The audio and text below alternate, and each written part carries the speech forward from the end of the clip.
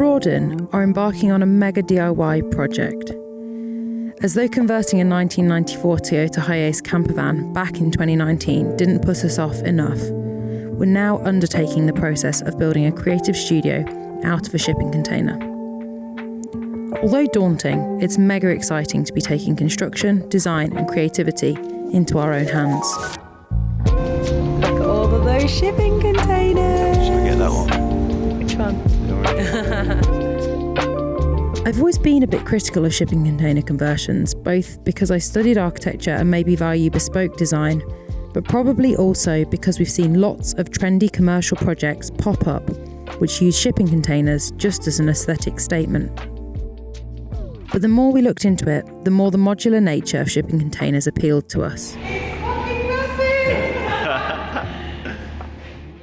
They also mean we don't have to consider the structure of the space, and we can also potentially move the unit in the future, which really works if you're someone nomadic or who doesn't own the land where your project is. It's a cold but very sunny spring morning. So this is the site. There's Dad starting to clear it. For us, the container's going to live in Greater Manchester, in the gardens of the property we live at, along with our landlords and their kids. The site used to be an ornamental style garden, but it's been unloved for quite some time. The spot we're putting the container in appeals to us because it's south facing for solar gain, and it kind of feels nestled amongst trees and greenery, with a brook running alongside it. We set about clearing the site, and it turns out that the invisible stages like this can actually take quite a lot longer than you think. So we're going to be clearing slate, clearing stones, as Dad is doing now. We wanted to retain as much of the existing vegetation as possible, so used hand tools to chip away at existing raised planter beds and remove shrubs and their roots, whilst leaving the surroundings relatively undisturbed. To get the site ready for the container, we needed to make sure it was pretty flat. As with clearing the vegetation, this stage took way longer than we expected, despite now having the mechanical help of a mini digger.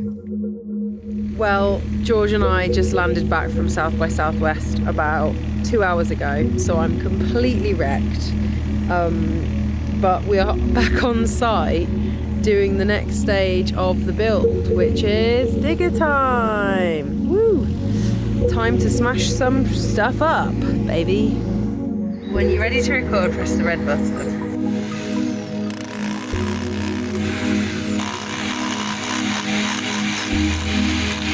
One thing I really regret not doing before we churned the whole lawn up was that we should have scraped about 20 centimetres of topsoil from across the site and set it off to one side. Because we didn't do this, we ended up putting the boggy soil that's rich in clay back onto the top layer, and we've ended up with a lawn that's slow to drain when it rains. I guess sometimes you learn these things the hard way. Absolute chaos. Flattening the site has entailed some long, physically demanding and super muddy days. It's been so rewarding getting the site flat though, because it's meant we can finally mark out the perimeter of the physical structure and get a feel for the footprint it's going to take up. So it's late at night, but we've just marked out the boundary of the site, which is really exciting. And George has just come home from work.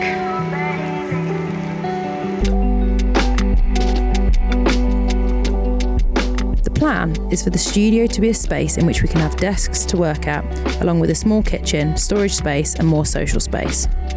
There won't be a toilet or bathroom, so we're not having to plumb in a proper grey water system, but we are hooking the studio up to a mains water and electric supply.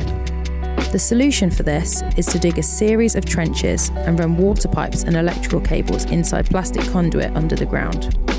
So the reason that we've bought conduit for the electrical cable is it allows us to run electrical and Ethernet together without needing to buy an armoured cable. So it theoretically saves us a bit of money, but it's also kind of future-proofing because it means that, let's say there was some kind of new cable that was needing to be run in a few years' time, we can just run it straight down that same conduit.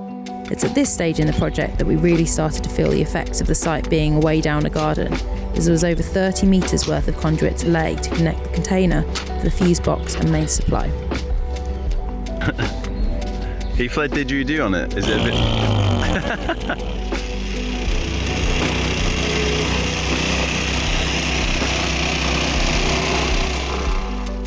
We really want the Broaden studio to be as low impact as possible, so concrete foundations were a no-go for us. We've been told that you can even just drop a container down onto a bunch of hard slabs, but we've opted to dig a series of 3 trenches, fill them with hardcore and compact that hardcore so that it offers a super solid channel that's relatively low impact. So the second foundation is really starting to take shape, and it's funny how we've been so much quicker with that one. The container will sit on a set of feet that rest on railway sleepers above these foundations. Making the foundations was also a really great way of using up excess rubble that we generated in the process of dismantling the old raised stone beds and garden walls. Possibly one of our favourite tools in this stage of the process was this little spirit level that you can attach to a piece of string. It looks flat! Woo. It's been so rewarding to finally see the foundations in place and the site completely flat. So we are doing the final preparations on the container groundworks before it's delivered on Tuesday, and then we're pretty much good to go.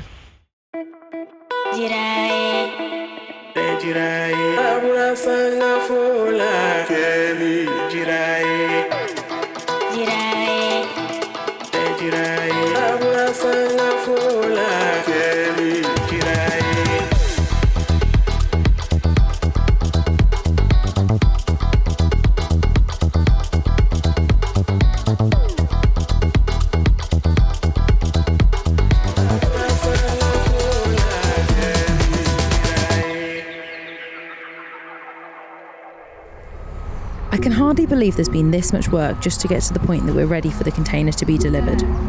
Oh my god. Have you seen the size of the crane? It's all stuff that will be invisible to future visitors, but things that we'll know we've done. I'm also so grateful to my dad, who's been an invaluable part of this groundwork stage, especially as George has been busy editing a lot of the time.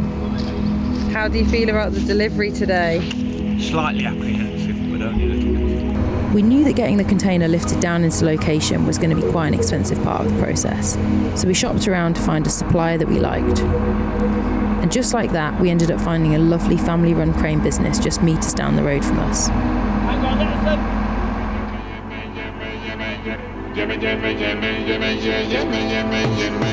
The delivery itself was utterly nerve-wracking and exhilarating in equal measure. This is the moment so many weeks of work have been leading up to, and the moment when we see if our foundations really are level. Within a matter of minutes, the container is up in the air, hauled over as though 4 tons is just 4 kilos, and elegantly dropped down into place. There it is. It feels so good to finally see the shipping container sitting there and to wrap up this first chapter of the project. Onwards and upwards. So that's it. The container is in.